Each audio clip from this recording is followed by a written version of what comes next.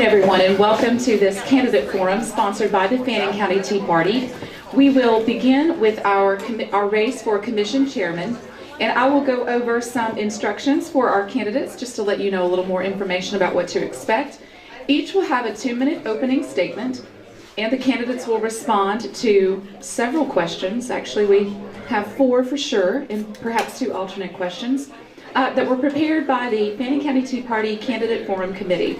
If time permits, we may also ask some questions from those submitted by guests here in the forum audience today. So if you have a question, you can write it on your card and make sure that that gets to us. And if we have time, we can ask that question.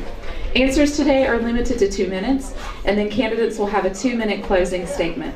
Also, gentlemen, know that we have our timekeeper here at the front table, and when they hold up the yellow card, that means you have 30 seconds.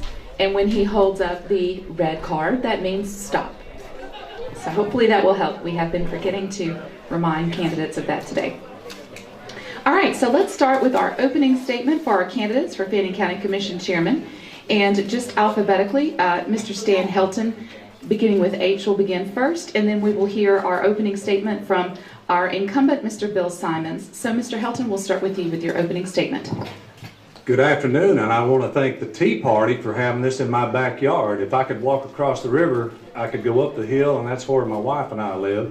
And if you walk just a little further, it's where my mother and dad's house was, where I grew up as a young man.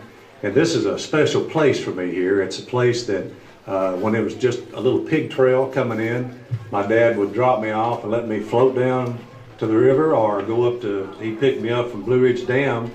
And it's great to have this here, and it's a special place for me.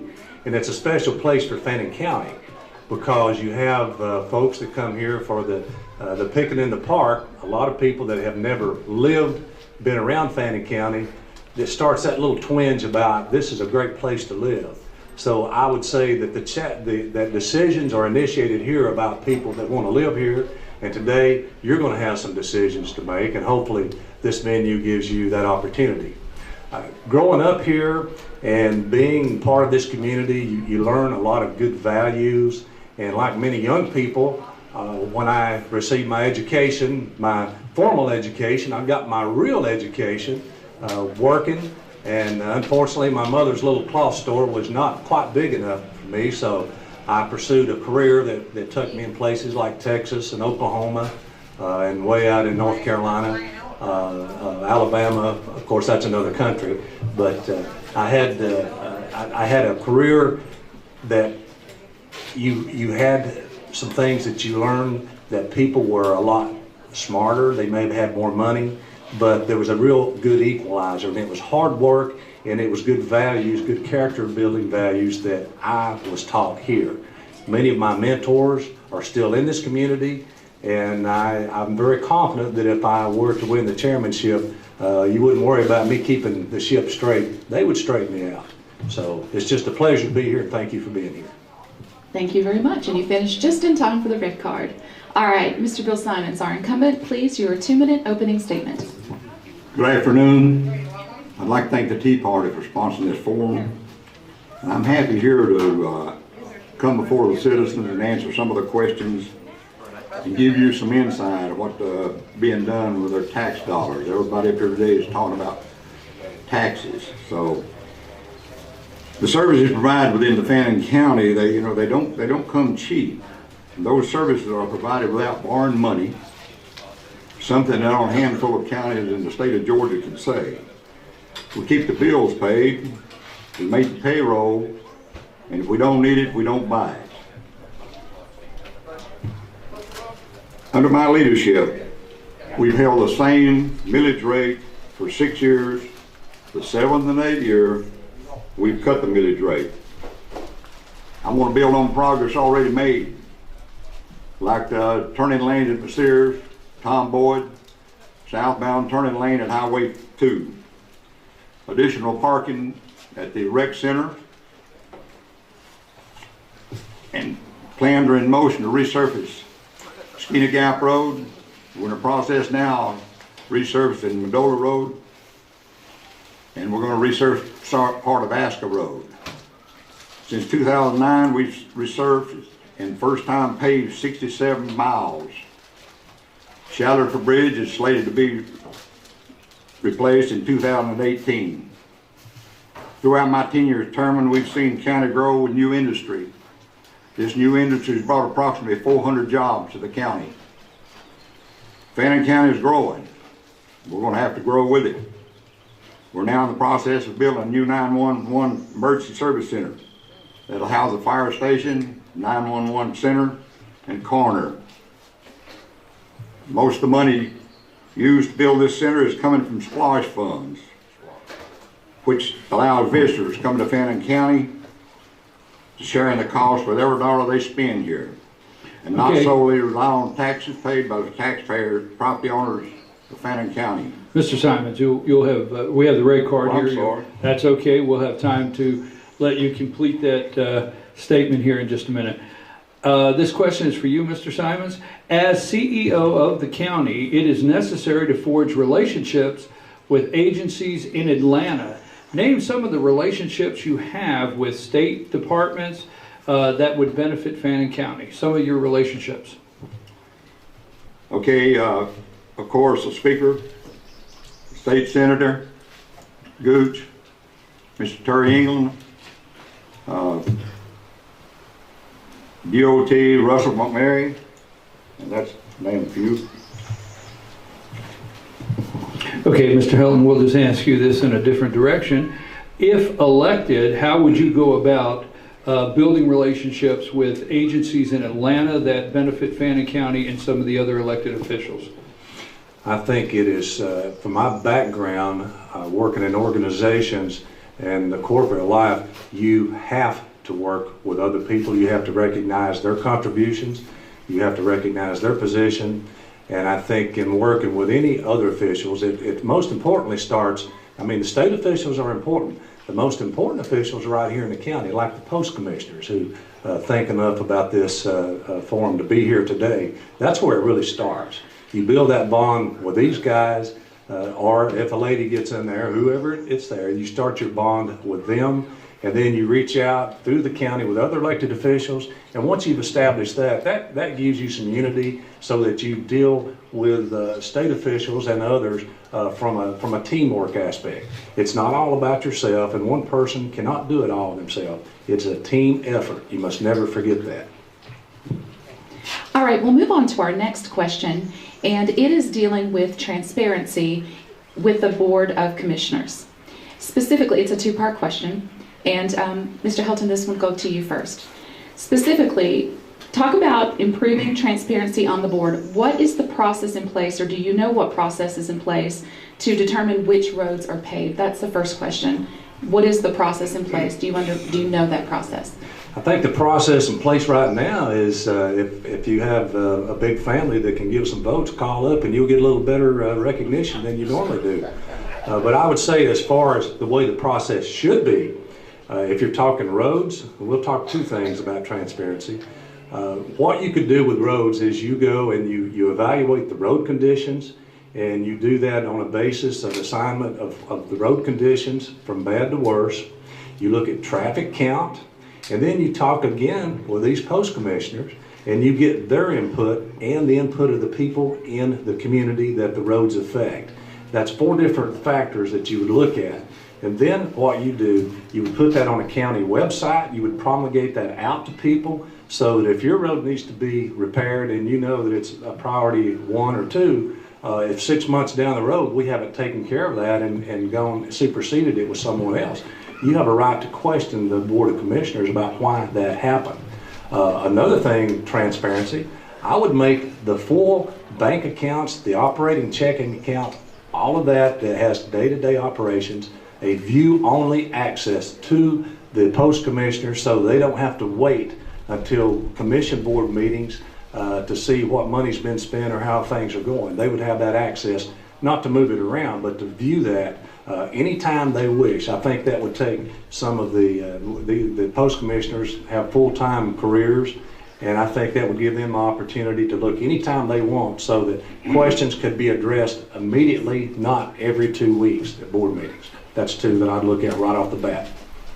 There's a second part of the question, and you actually just really answered it if you want to qualify that as your answer. It says name one area that you feel of the Board of Commissioners that is not transparent, and how would you fix that? Would you like to use the website example as that or something else? And this, you can give him an extra minute for this part of the question. I can tell you what is not transparent. That's if you have a age discrimination lawsuit, keeping that hidden from the post commissioners until word gets out. That's an area that could be improved. All right, thank you very much. All right, Mr. Simons, I'll ask you, there are 2 questions here, and so you can choose to answer them however you would like to answer them, but it's all in the spirit of transparency of the Board of Commissioners. Specifically, what is the process that you have in place to determine which roads are paved? And then name an area of the office that you feel is perhaps not as transparent as it should be to the public. Those are your 2 questions, and you can choose to answer them however you'd like. When I took office, we had, there's a road list. When I took office, there's 70 roads, I think, on it. Now we're down to 33. There's so many things that's involved in getting a road put on the list. We gotta have the right-of-way. We gotta have the people on that road willing to accept and want the road. Now, it's transparency. Anybody can come to that office, get anything they want. We have a secretary there that can turn them on to anything, and it just kind of puzzles me that everybody's got problems with transparency, and they shouldn't have. I mean, you need to, if anybody wants to know something, they can come and find out. Open records request, they can do that over the phone. We have emailing anything, but there's nothing that's hid in Fannin County government.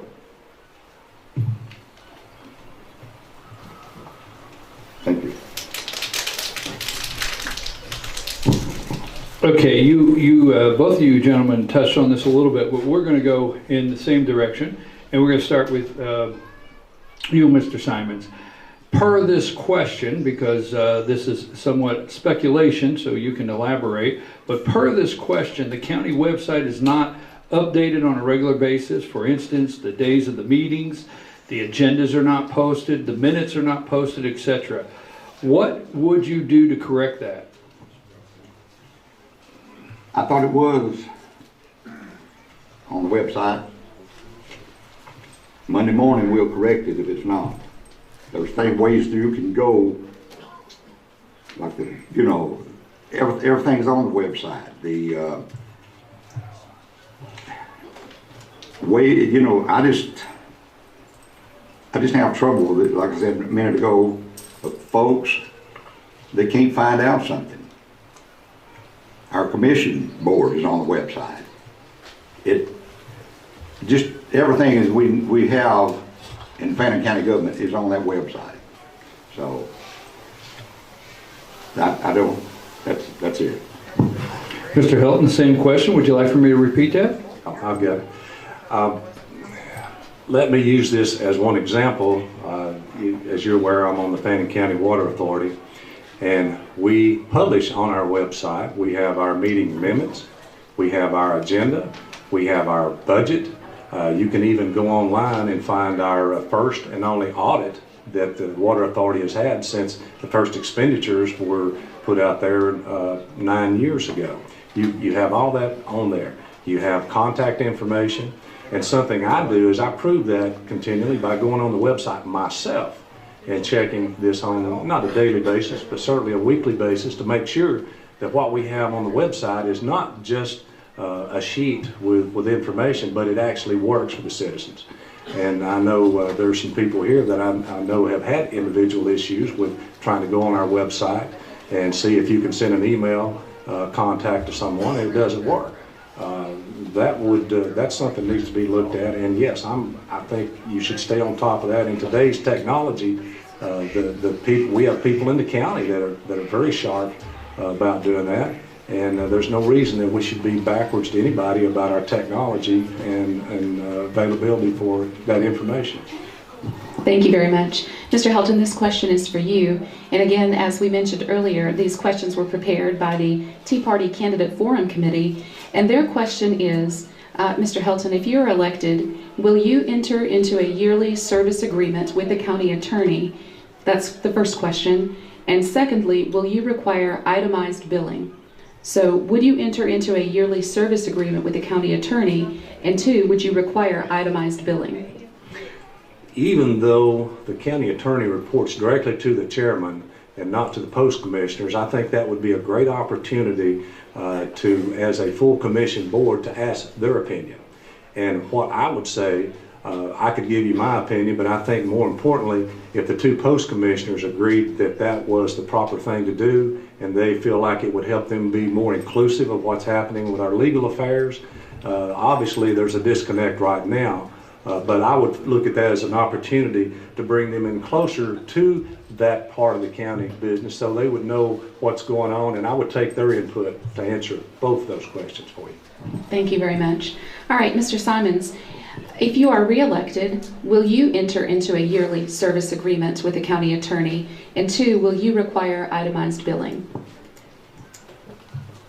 No, no, I wouldn't enter into an agreement, contract type thing with the county attorney. And itemized billing, we have it pretty itemized right now. I don't know what else it would be done different. Post commissioners see all checks over my spending limit, $4,500. So I just do not see what anything we do different. All right, thank you very much. Mr. Simons, we'll start with you. The Fannin County is a big business, one of the largest employers in the county. Having excellent financial skills is a must for the commission chairman.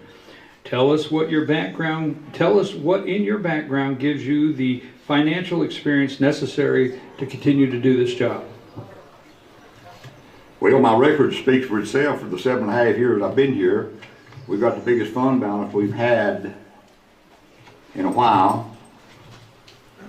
And I have worked in construction all my life. I'm a general superintendent on multi-million-dollar jobs. I've had, like my component here, I worked in Texas. I didn't work in Oklahoma, but I did work in North Carolina, Kentucky. I got him there. He didn't work in Kentucky. So anyway, you don't, in the private sector, if you don't produce, you don't stay. And like I said, I worked all the years in that, and like I say, the county now is in great shape. We have the biggest fund balance we've had, and so my record speaks for itself. Thank you, Mr. Helton. Fannin County is a big business and a major employer. Having excellent financial skills is a must for the commission chairman. Tell us what in your background gives you the financial experience necessary for this job. Well, Fannin County is not a construction project. It's 25,000 citizens, a $22.5 million a year business. And the citizens, I think you treat them as shareholders or stakeholders or customers, just like you would and like I have in my previous life working in the oil industry, managing business. At Sinclair Oil, I was responsible for a $500 million a year business. I did not do it by myself. You can't take the approach that you can do all these things by yourself. You have to make sure you've got good leaders, good managers, and you do everything you can to communicate with them in a very open, honest environment where they don't feel threatened by giving you honest answers. And you have to have the kind of relationship with people that work with you and even for you, that they can come in and tell you what the real situation is and give you solutions to that as well. That's been my background. I was very successful at that over years, and thank the good Lord I was able to retire early 4 years ago and come back home. It's always been my dream to be here. But I've had to work and compete with people that were smarter than me, tougher, had Ivy League degrees. I didn't have that. I just went to the good old UGA. But I learned if you work hard and you build trust with people, you should always take an organization and improve it constantly. You never just fix something and it's done. It's a constant improvement. Thank you very much. And Mr. Helton, this last question, we will start with you. The Candidate Forum Committee has this question for you about the budget. If you were faced with the choice of increasing property taxes or creating a sales tax that would let all residents, both full and part-time, help pay for county services, would you choose increased property tax or a sales tax? I can think the main priority in this county, the number one, is emergency services. The Sheriff's Department, law enforcement, detention centers, fire, rescue, emergency, that is the number one priority in this county. That would be the only thing I could think of that would even push me towards any kind of tax increase. I think if you had to do that, then what I would propose would be a series of workshops with the public and let them tell me and the Board of Commissioners what they feel would be the best way to do it. So in other words, I don't feel like I have this great wisdom that could give you the perfect answer, but the people and the 25,000 citizens in this county certainly do have that wisdom, as long as you're willing to listen to them. And that's who I trust, and that's what I would do to come to that conclusion. Thank you very much. All right, Chairman Simons, this is your question about the budget. If you are faced with the choice of increasing property tax or increasing the sales tax that would let all residents, both full and part-time, help pay for county services, would you choose increased property taxes or choose the sales tax?